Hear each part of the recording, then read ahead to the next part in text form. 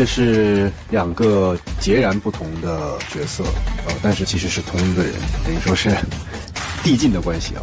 他的情感世界是相对单一的，像这个人物，就是我觉得他的魅力就在于你帮过我一下，我将用我的一辈子来还给你。我是想让大家更多的感受到他的能量，内心的能量，而不只是他的那种清冷。好，那我们开始了。我跟你说过很多遍了，人心狡诈，这回长记性了吧？首先给我们介绍一下这次在《长相思》里面饰演相柳和防风背这两个角色吧。这是两个截然不同的角色，但是其实是同一个人，又好像一人分饰了两角，但其实又没有。是我演的相柳，相柳演的防风背。相柳呢是一个很清冷的九头蛇妖，防风背呢是一个很放荡不羁的世家公子。这两个身份反差还挺大的。是的，是的。防风背其实是相柳的一个化身吧，一个当年他救过的一个真实的防风背，然后借着防风背的身份，又在这个世界上又存活了很多年，去完成了防风背的很多生前的夙愿嘛。相柳呢是一个他没有感受过人情冷暖的这么一个妖怪，平常比较很厉，所以有了防风背这个身份以后，他开始知道了原来是有母爱这种东西的。地上梧桐相待老，天上渐渐人独飞。水中鸳鸯会双死，你的国。你自己是如何理解相柳对小妖的情感态度？观众都解读的蛮好的，就是他对小妖的情感是无法言说的爱嘛，是隐忍，是克制的嘛。所以对于相柳来说，他知道他自己没有办法跟小妖在一起，而且我觉得最有意思的是，他作为一个妖，从小到大没有感受过爱，他没有被爱过，也没有爱过别人，他只感受过被打、被杀和杀人，所以他的情感世界是相对单一的。那他在碰到小妖的时候，他其实是在慢慢的学着去感受爱，就包括红江救了相柳，他会用他一辈子去还，所以小妖对他也是一样的。他的魅力就在于你帮过我一下，我将用我的一辈子来还给你。怕什么？你亲我一下会比死更可怕。他是从什么时候开始爱上小妖的？这个可以把这个问题交给观众吧，我说再多，不如大家自己去把这个美好放在自己心里。到底相柳是什么时候对小妖产生情愫的？他是一个蛇呀，他一个冷血的蛇妖是如何被融化掉的？对，我觉得这个其实是蛮感人、蛮浪漫的，就是从一个冷血的蛇妖被感化，被小六给感化的这一整个过程中，我觉得是小六的不简单，以及相柳的不简单。你这样大小的，正好够我一个头咬一口。这次和杨紫对手戏也特别多嘛，大家在对手戏过程中有什么碰撞吗？是我俩私下比较爱逗乐，所以在片场的时候，我们俩是比较欢声笑语的那一挂的。然后其实我能感觉到他的这种工作强度，在片场的时候其实是比我们要多的嘛，他可能戏份更多，更需要比我们更专注。但是他在片场他很欢乐，他很喜欢制造氛围。就有他在的地方就不会冷场啊，所以我觉得就是还挺佩服的啊。只要天地间还有这样的景色，生命就很可贵。别干蠢事。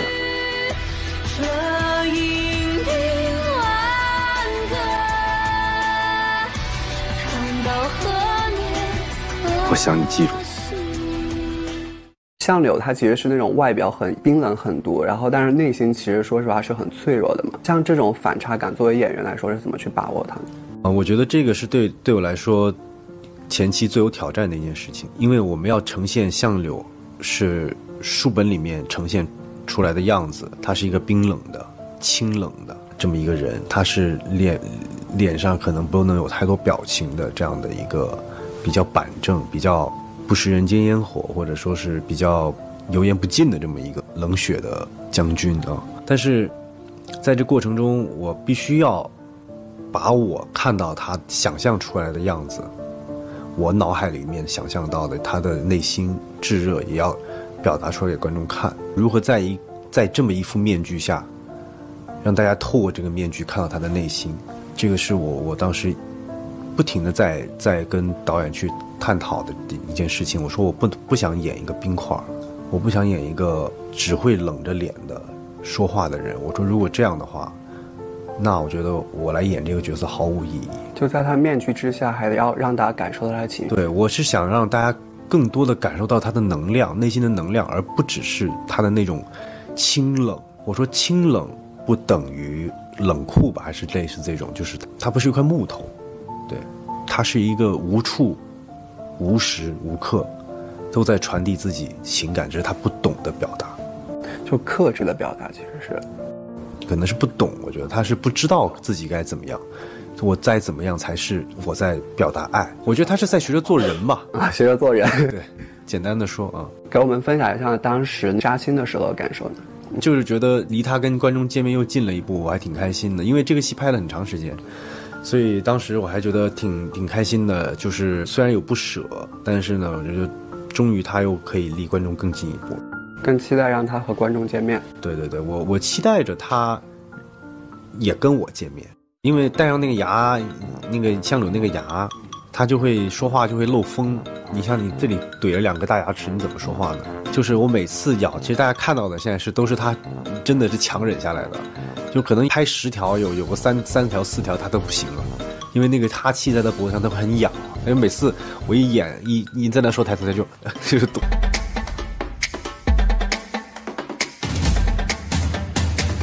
很特别，然后很有张力，很有挑战。对我来讲是吸引力很大的，守护这么一个已经没有希望的残军，他依然坚守。我觉得其实这个人他是炙热的，是单纯的，能在戏里面一人分饰2角，这个事情本身就很刺激，很有意思。无尽的忍耐，为了一个渺茫的希望，绝不放弃。现在有跟着一起追了吗？有，在追剧的过程中，作为观众视角去看怎么样？我可能很难作为观众的视角，对，还在审视自己，还在继续挖掘这个角色的可能性。那审视自己，给自己的评价怎么样？就现在目前我觉得还可以，我觉得我表达的东西，大部分观众都能 get 到了。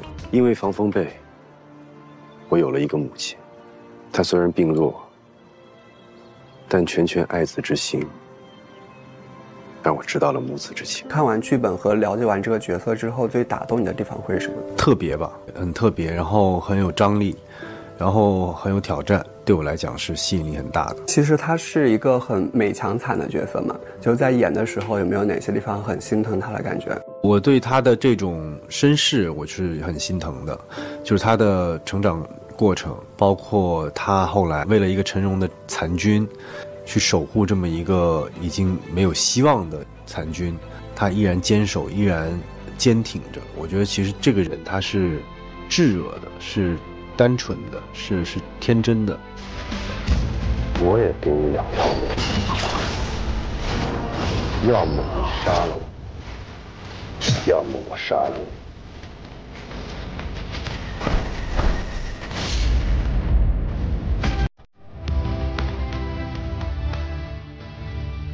因为前期在拍摄之前我们有武术训练，跟武指老师已经进行过一番探讨，包括在后期拍摄的过程中也有经常跟老师去交流很多动作，因为我本身学舞蹈嘛，然后对这方面比较在行，然后很多动作包括相柳的这种他打戏的感觉我都有参与设计和交流，因为我希望相柳的打戏是不一样的，它是一个像舞蹈一样的存在。其实我对相柳打戏我下了一盘棋。前期相柳打戏，其实大家现在能看到的播出的画面，其实是比较优雅灵动的，像在跳舞一样的感觉，然后而且是干净利落的，是像在海底游泳那种自如。他甚至每一根头发好像都在打戏一样，然后像在写诗作画一样的感觉。这是我觉得我对相柳前期打戏的一个描述，要他有这样的一个感觉，所以他对表情管理非常的重要。那其实我做这么多，最重要的是其实是想铺垫到最后一场，所以这个角色其实你在打戏上面给他设计了很多不同的层次。对对对，从这个人物的打戏是从高点往低点走的。对，这个角色和你自己本人的话有什么相像或者反差的吗？相像的话，可能外冷内热吧。我可能跟相柳本身比较像的是，它有一个防风被。我觉得我体内也有一个相柳一个防风被，肯定不是完全一模一样，就是说对应起来的话，感觉自己有不同的这样的性格去面对周遭的一切。在面对哪些的时候会展现哪一面呢？比如说私下的时候会有相柳比较安静的一面，甚至昨天还有人跟我说觉得我本人就是相柳本人，都没有演。我说不会吧，我说我有看着这么冷很辣吗？比如说我拍的时候也有人觉得防风被就是我本人，但其实我觉得都有。你自己觉得你自己更倾向于哪一种？就是两者兼备。便是化为桀骜，我也要做这乱世之主。我们必须要在他得逞之前找出他的破绽。你希望我是谁？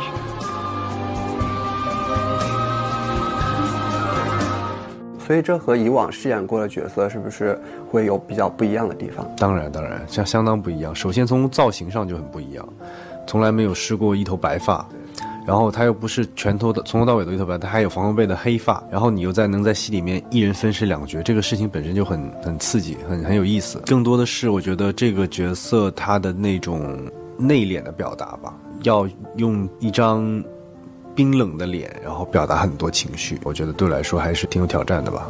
就演这种内敛的戏，是不是会比那种情绪张烈的戏可能会更挑战一些？我觉得不一样啊，情绪张力也有情绪张力的难啊，然后内敛也有内敛的难。我觉得每一种表达方式，我们不说表演了，就是表达方式，我觉得都是不一样的。上次拍海报的时候，发现其实你在很多时候就会很沉浸在相柳的状态里面，尤其是在拍戏的时候，可能会更加要在那个状态里面。这个是怎么一直在保持的呢？不知道为什么，就是你装扮上以后，你穿上那身衣服，那个感觉就自然而然来了。就像那天拍海报，我已经很久没有戴上那个头套了，然后没有穿那个衣服，我一穿上戴上头套，我说哇！我在化妆间的时候，我就一下哇，那个感觉瞬间又回来了，很自然的进入到他这个角色里面去了。我觉得我说如果要再让我再演一次，我感觉还是要再找一找的。对，但是呢，那种当时在拍摄的那种感觉，就是瞬间就上头了，就那种。那有没有看到一些观众的弹幕或者评论？有看到。有没有什么比较印象深刻？什么扣分啊，罚站啊，反正我看就是动不动就看见扣分了，这又扣了多少分，动不动就罚站了，这样我还挺。